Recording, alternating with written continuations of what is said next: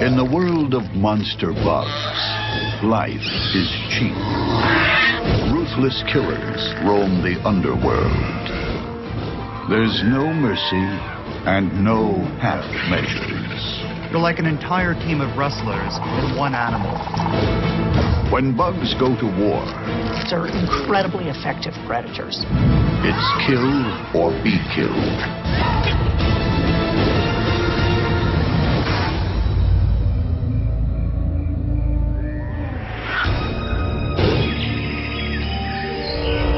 Beneath a verdant rainforest canopy, there's a hidden world, a bug's world. In truth, it's more like a collection of warlike nations, each ready to defend its territory against any invader. What happens when a deadly tree scorpion invades a green ant kingdom? It's a call to arms, to defend the empire.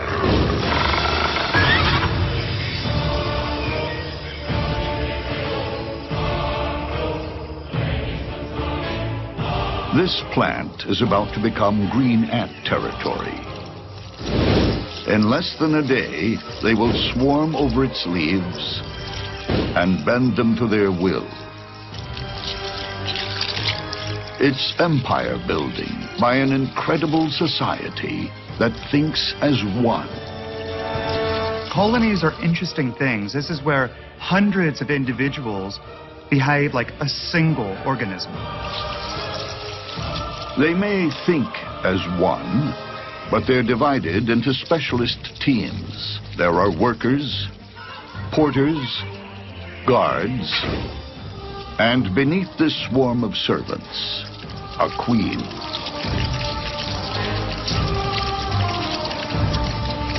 In an ant colony, the queen is by far the most valuable thing. She sits there day in, day out, pumping out hundreds of eggs. Construction on the Queen's castle is underway.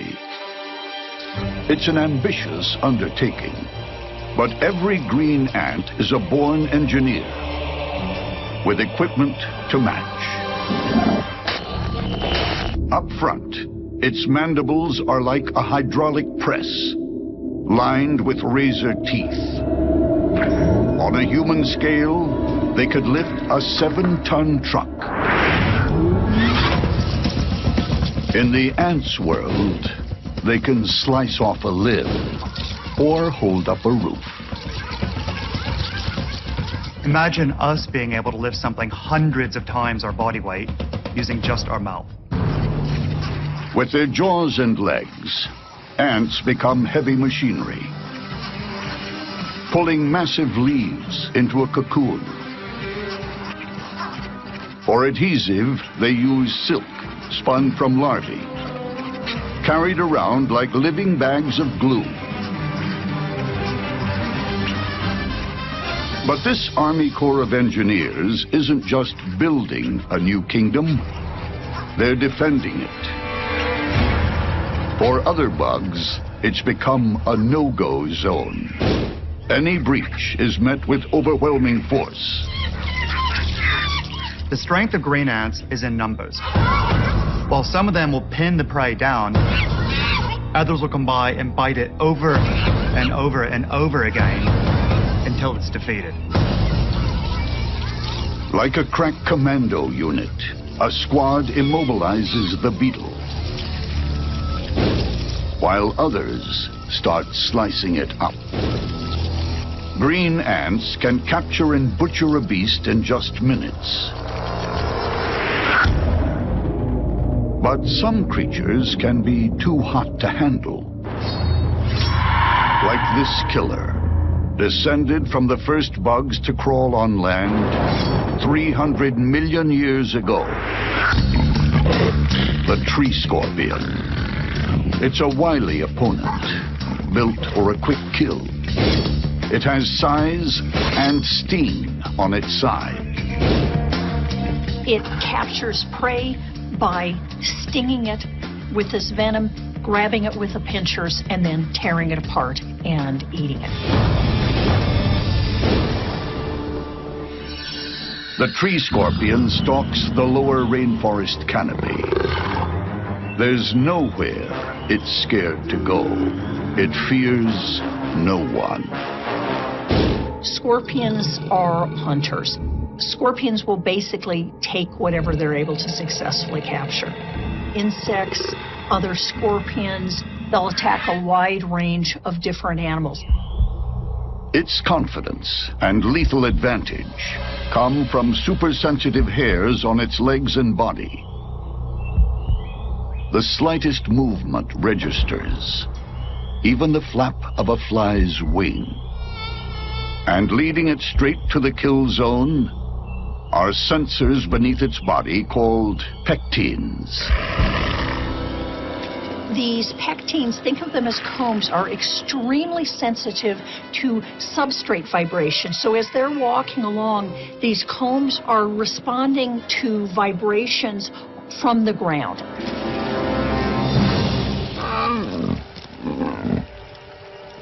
The tree scorpion has bizarre table manners. Its mouth has claws.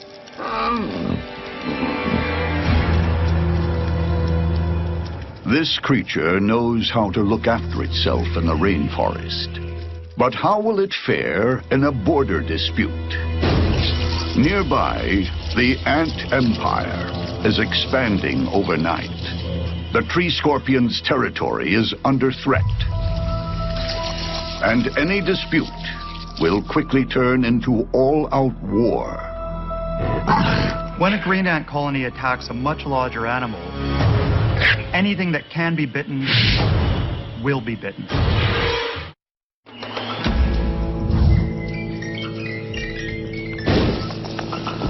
When green ants invade your territory, they don't negotiate. They simply arrive in their thousands and start building an empire. There's no diplomacy, no discussion. They owe allegiance only to their queen. Green ants are extremely territorial. They will protect their queen at all costs. The tree scorpion shows no such respect for the queen, nor her faithful subjects. It's been spotted by a lone scout. It's David versus Goliath. But no one's told the green ant.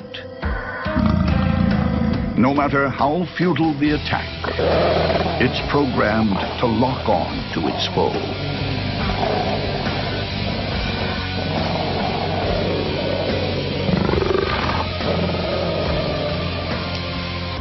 The scout is easily dispatched, but it has sent out a chemical distress signal. It's like sounding an air raid siren inside the colony. The defensive strategy of the green ants is built all around teamwork, sending out chemical messages that'll bring in lots of ants. You'll have hundreds of them pouring into that one area. Ant numbers swell quickly. Each attaches itself, trying to outmaneuver the giant intruder. Sensing an advantage, the ants deploy their weapon of mass destruction, a cloud of formic acid. Sprayed from each ant's abdomen, the cloud is like pouring molten lava on the scorpion's wounds.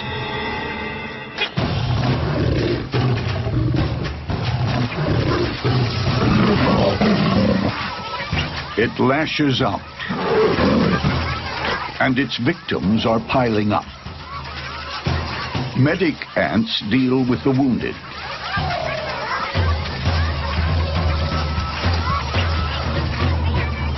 But more soldiers swarm in to replace the dead and dying. The onslaught overcomes the scorpion's last defenses.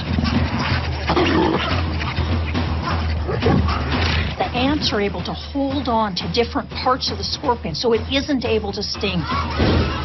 There's a limit to how many it's able to grab with its pinchers. The scorpion is pinned, helpless. The ants then set about dismembering their victim, chewing through its joints. They start carrying away the ultimate trophy of war, the scorpion's stinger. There's nothing their victim can do. Once it loses its sting, its fight is over. Many ants have made the ultimate sacrifice. That's how the colony works. One individual dies, an empire is defended. Long live the Queen. Many bugs lurk in the Shadowlands, hidden places where evil deeds are done in secret. But with so many bugs in the world, they'll never be left alone for long. What happens when a white-tailed spider meets the shadow world's cellar spider? Someone will disturb the peace.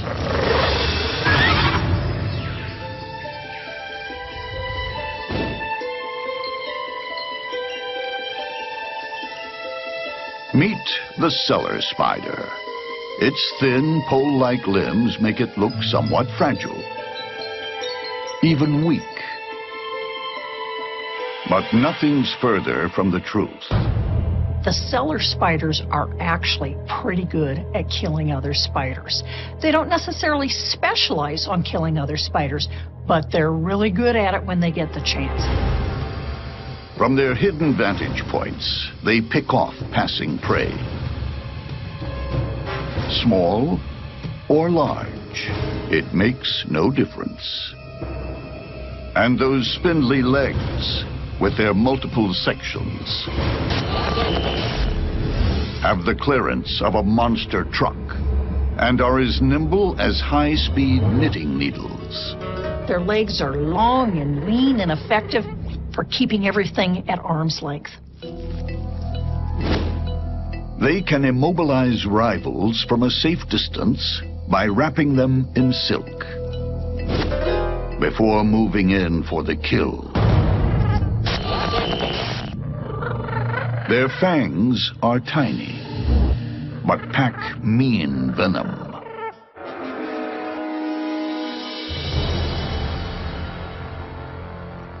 Elsewhere on the rocky outcrop, another spider prepares for action.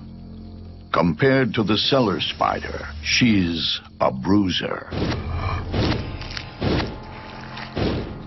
The white-tailed spider. The white-tailed spider is a wandering assassin. This deadly stalker lurks in the shadows. The white-tail is a master spider killer. She's 3 times the weight of the cellar spider. In Spiderland, she's a super heavyweight fighter.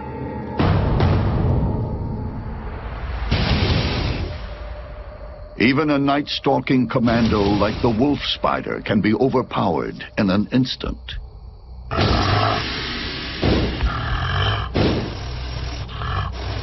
The white-tailed spider's main weapon is surprise. It rushes out of the shadows to deliver a fatal bite.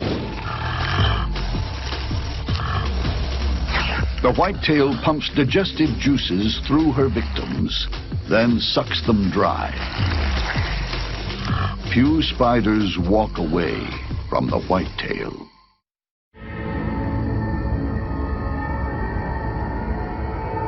These are the shadowlands of the bug world, hidden places where dirty deeds are done under cover of darkness.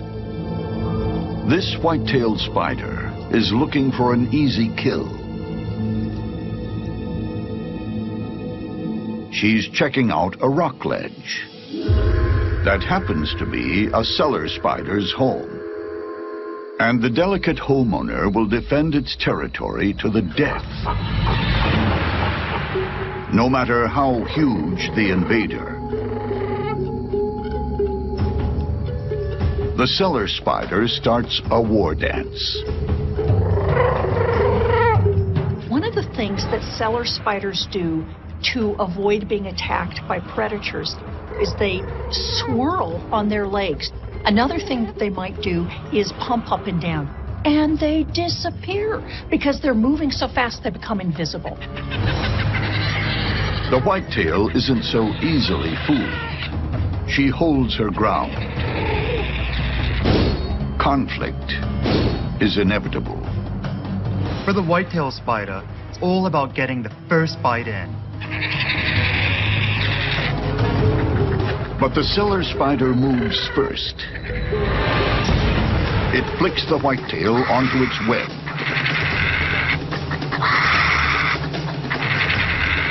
The whitetail tries to regain its footing. But the cellar spider goes into silk spinning overdrive.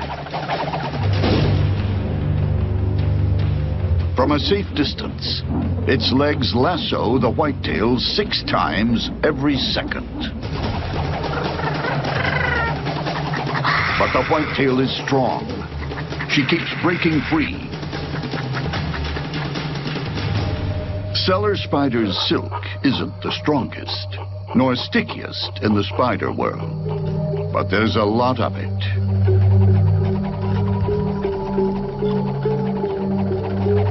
And every throw counts. Hundreds of silk ropes entangle the whitetail. In a desperate last effort, she tries to slash her way to freedom with her huge fangs. The whitetail spider will use its fangs to cut through the silk. If it can get out, it'll run for its life. But the cellar spider counters, hoisting her victim higher. It's spinning too much silk, and the whitetail's jaws may not be enough.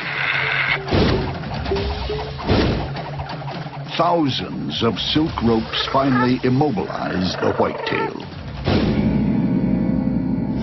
Enough for the cellar spider to move in for the kill.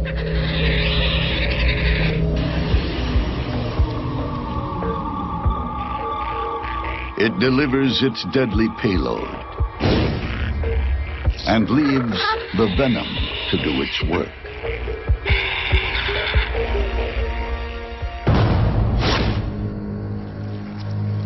A delicate spinner outguns a big brute. And the Shadowlands are quiet once more. But they won't be for long. Many bugs are forced to adapt their lifestyle to suit their environment. But some are just plain ornery. They modify their environment to suit their own needs. The result is a monster minefield. What happens when a trap-jaw ant falls in with a ravenous ant lion? The earth will open up.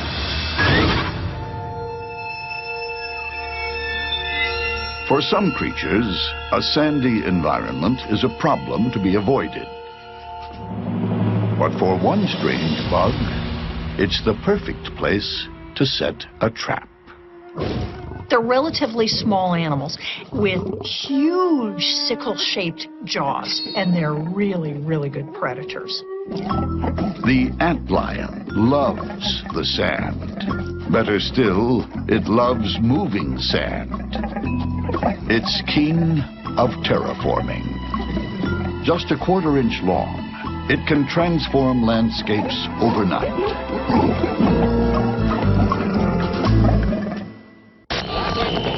The antlion is often called a doodle bug. It's actually the larval form of a flying insect called a lacewing. But before it heads for the skies, it's stuck on the ground with a lot of earth moving to do. Burrowing in backwards, the antlion creates a pit by flicking up sand from a central hole. What they're doing is they're gradually digging a cone-shaped pit. The antlion is a masterpiece of devious engineering. Victims simply stumble in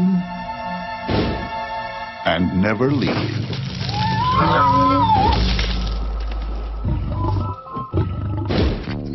Not far from the antlion sand trap, another predator is on the hunt. A street fighter with a spring-loaded weapon. A trapjaw ant. Trapjaws have lean bodies with muscular shapes, huge heads, huge eyes, and these massive mandibles that snap shut like a bear trap. Its spring-loaded jaws lock open at 180 degrees, like a crossbow. Then, on contact, they slam shut. These jaws are the speeding bullet of the natural world. They are literally the fastest moving body part of any animal. They snap shut at 145 miles an hour. And there's more. A venom-packed sting on its abdomen. Trapjaws will use their sting or their mandibles first, depending on which type of prey they're trying to capture.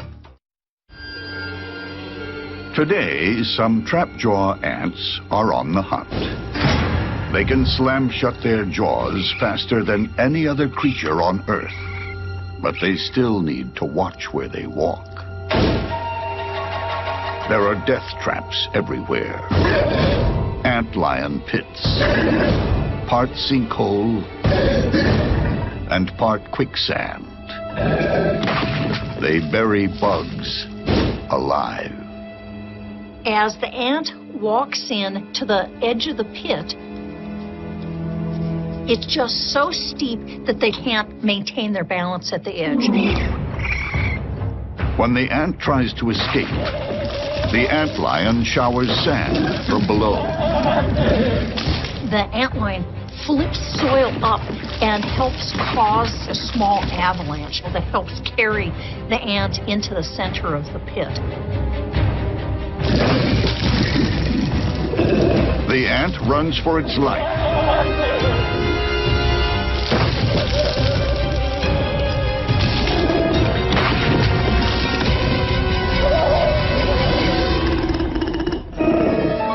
It's a lucky escape. But the antlion won't have to wait long for another victim. It launches its attack. The trapjaw can't even see its foe. Under the sand, the antlion has locked on, pulling its victim down. Those huge trap jaws are useless.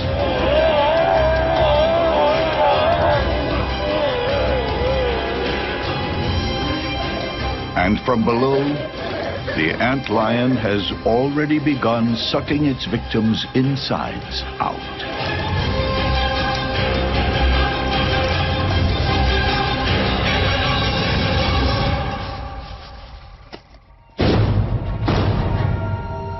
The trapjaw disappears without trace.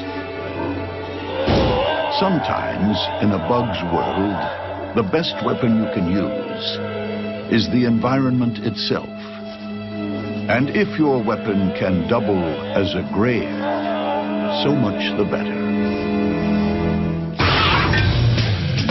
In a bug's life, there's little room for social graces. Manners aren't required.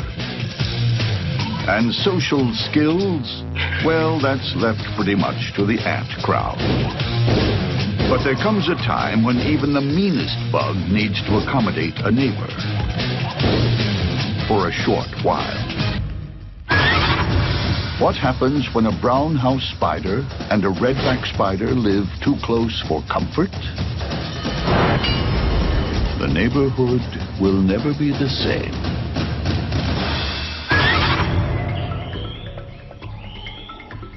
This log has become a sort of bug housing estate. Residents come and go. Visitors drop by, get eaten. Suburban life goes on. Sometimes you'll have several animals sitting in very close proximity to each other, where it's a bit of a standoff. I can kill you, you can kill me, who's going to make the first move? This redback is tolerating a neighboring brown house spider.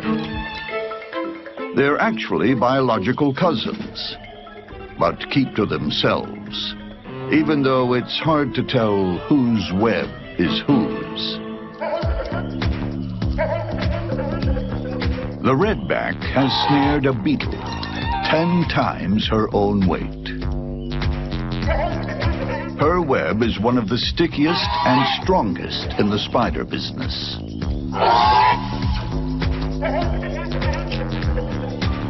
If it was scaled up to the thickness of climbing rope, it could snare a jumbo jet in flight. Next door, a brown house spider has her hands full. She's landed a supersized meal with a dangerous kick. Like the redback, she combines a sticky web with fast wrapping.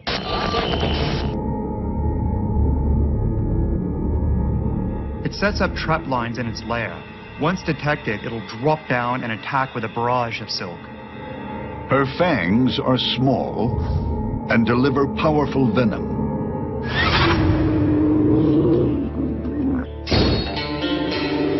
But this time, she may have bitten off more than she can chew. Another neighbor, a fellow brown house, thinks the grasshopper is in her web. It's a neighborhood dispute that's about to turn ugly. You've got spiders, they're eating the same prey and are competing for food in a relatively small space. And at some point, these animals are going to come in conflict. Neither brown house has any intention of backing down. The neighbor moves first and starts a wrapping frenzy. Not only has she lost her meal, the original brown house is now losing her life as she's bound and gagged at her own dinner party. A deadly bite seals the deal. One brown house spider has just killed another one, even though they're the same animal. But this is not unusual in nature. Fratricide or cannibalism is quite common. Just because you're related doesn't mean you're not dinner. But the neighborhood dispute is about to escalate as the redback from next door joins the fray. Given that they're close to one another, this face-off is going to end in the death of one of these spiders. But which one? That's up to chance. The neighborhood fight is about to get even nastier on the world's stickiest tightrope. Each spider tries to stay clear of the other's spinning legs. The first to start their rap of death wins. They're so evenly matched, the tiniest false move will spell disaster. The redback puts 1 foot wrong. She's stuck. Seizing her chance, the brown house spins furiously, wrapping her opponent's legs. The brown house spider's most deadly weapon is its silk. It has these long combed legs that it can use to throw it forward like a deadly crochet. With all her strength, the redback can't break free. She's cocooned alive.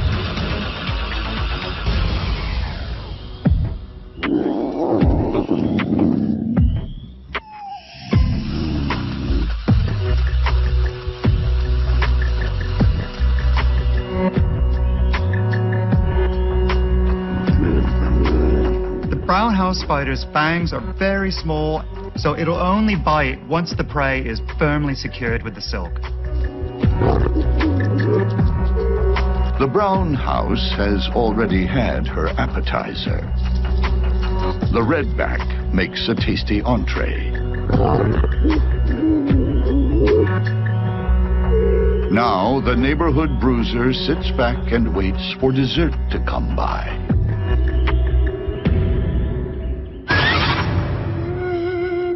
Beneath the scorching desert sun, few creatures brave the outdoors. Until the rain comes. Then the desert comes alive with creepy crawlies. What happens when a desert centipede emerges to find a desert trapdoor spider? There will be bloodshed.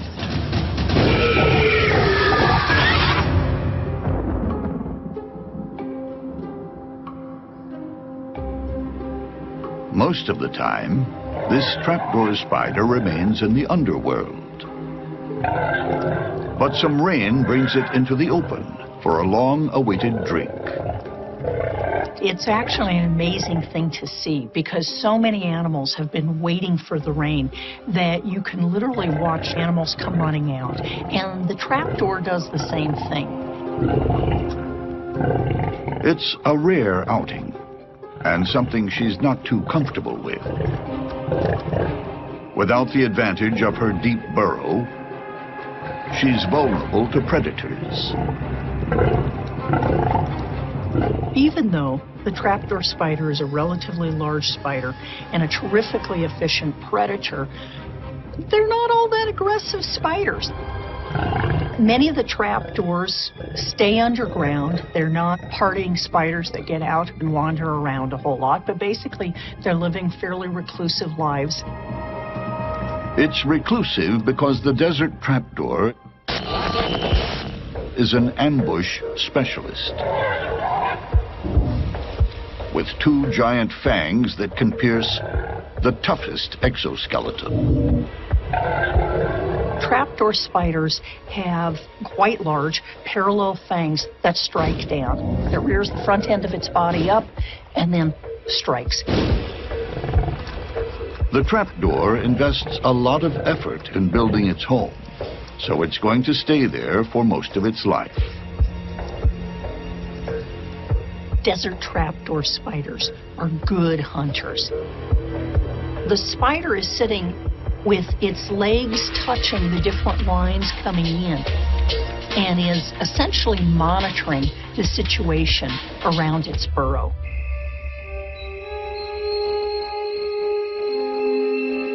Any passing insect is fair game.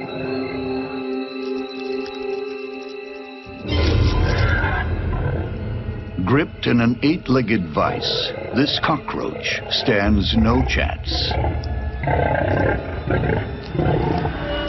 Its body is ripped open, and the bug is turned into lunch. The trapdoor is a formidable killer. But tonight, the rains bring out another. An entire street gang rolled into one. The desert centipede. Desert centipede is the baddest of the bad. He's aggressive, fast, big, mean.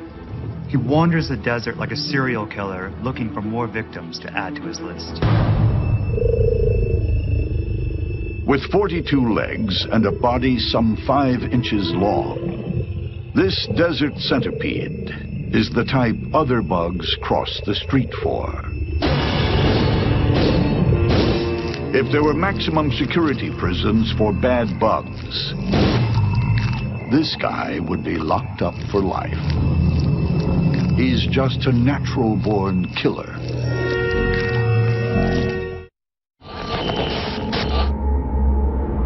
Each foot is capped with a sharp spike that pins enemies in a death grip.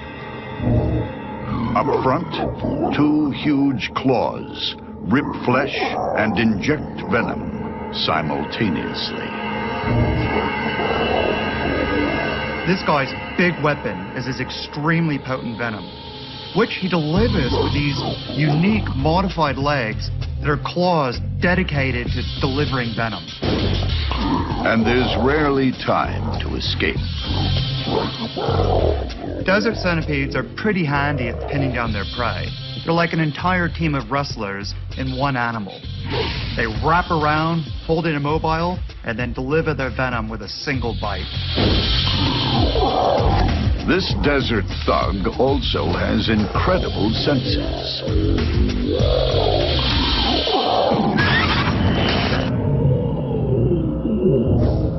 Two huge antennae pick up chemical scent trails.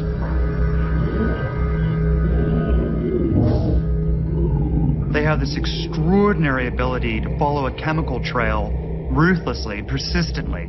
Once they find it, then they attack.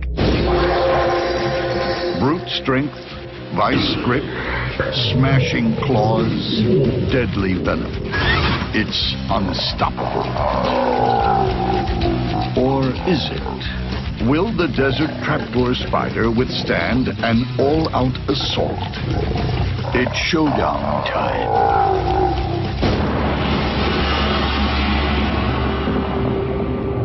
For this desert trapdoor spider, a brief outing to find water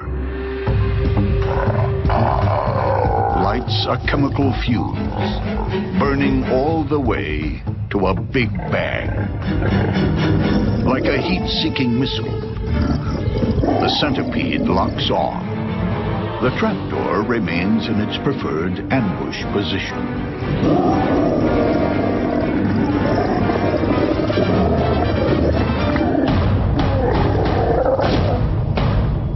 If the centipede needs to dig a prey out, it'll use its venom claws as pickaxe to hoe in on its prey.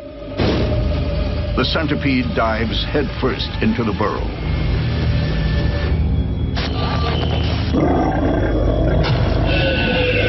Venom claws smash into the spider's body. The centipede pulls its victim out of the burrow so it can't escape. The potent venom has taken its toll.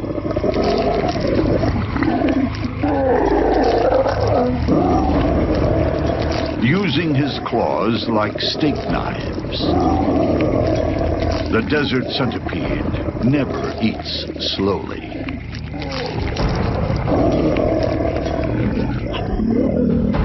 The centipede leaves behind this mashed pulp. Very characteristic. A forensic team came by and looked at this crime scene. By this form of evidence, they would know, without a doubt, a centipede killed here. Soon, the sun will be out again, and a serial killer returns to the underworld.